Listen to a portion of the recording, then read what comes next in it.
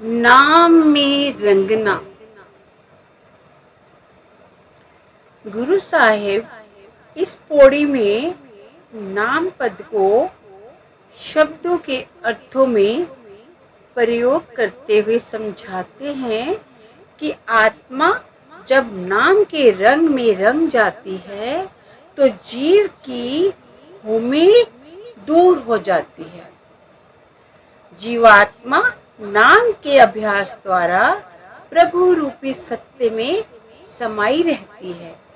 नाम के रंग में रंगने से सच्चे योग की युक्ति प्राप्त हो जाती है और जीवात्मा मुक्ति के द्वार पर पहुंच जाती है। नाम के रंग में रंगे हुए जीव को तीनों लोकों की सूझ हो जाती है। जो नाम के रंग में रंग जाता है वे सदैव सुखी रहता है। मनमुख की अवस्था बयान करने के बाद 27 से 31 तक 5 पौड़ियों में गुरुमुख की महिमा बयान की गई है, जिससे जो भी आत्मिक उन्नति करता है गुरु के उपदेश पर चलकर करता है। गुरु के उपदेश का आधार हर तरह की बाहरी करनी में से ध्यान निकालकर लिव को अंदर नाम के साथ जोड़ना है।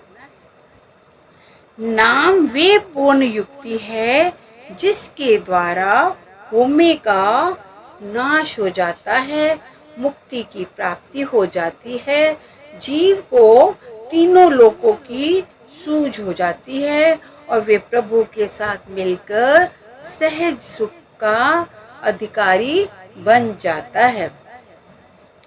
जो सतगुरु के उपदेशानुसार शब्द नाम से लिव जोड़ लेता है वे होमे के रोग से मुक्त हो जाता है, उसका चंचल मन स्थिर हो जाता है और वे 5 विकारों को नष्ट कर देता है।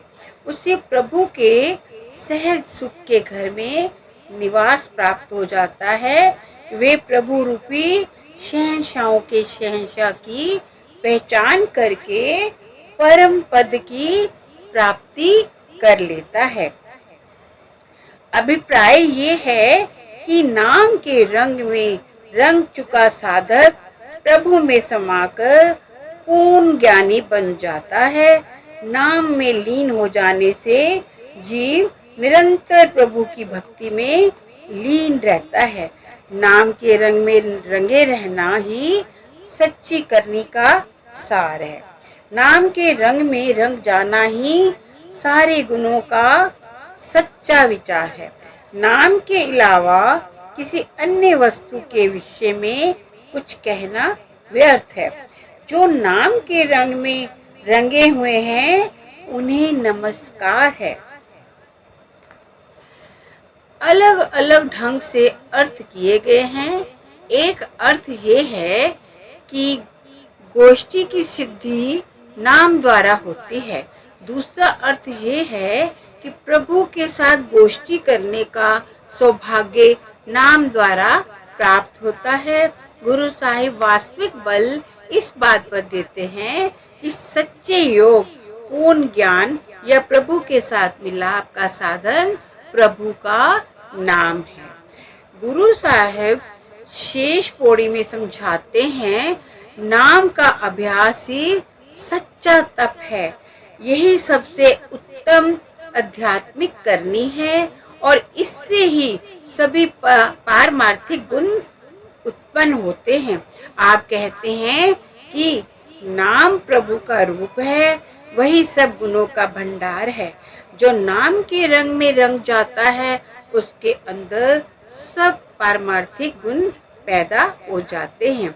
नाम द्वारा सत्य, संतोष, क्षमा, विवेक, नम्रता आदि गुण ही पैदा नहीं होते, बल्कि जीव को दिव्य दृष्टि भी मिल जाती है और वे परम तत्व का ज्ञाता भी बन जाता है।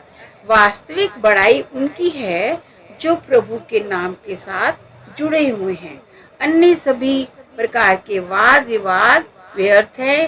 गुरु अर्जन देव जी की वाणी है, पुनम दान जप तप जेते, सब ऊपर नाम, हर हर रसना जो जपे, तिस पूरन काम। गुरु अमरदास जी चेतावनी देते हैं, नाम त्याग करे अन काज, बिनस जाए झूठे सब पाज। नाम संग मन प्रीत न लावे, कोट करम कर तो नरक जावे। हर का नाम जिन मन न आराधा, चोर की न्यायी जमपुर बाधा।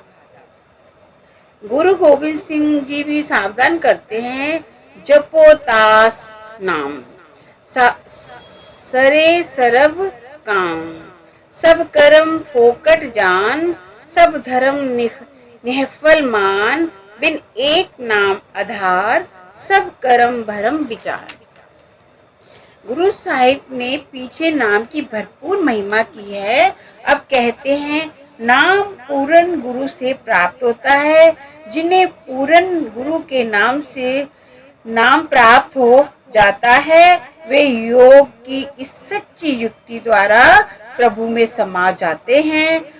12 संप्रदायों में विभाजित योगी और 10 संप्रदायों में विभाजित सन्यासी भ्रम में भटक रहे हैं।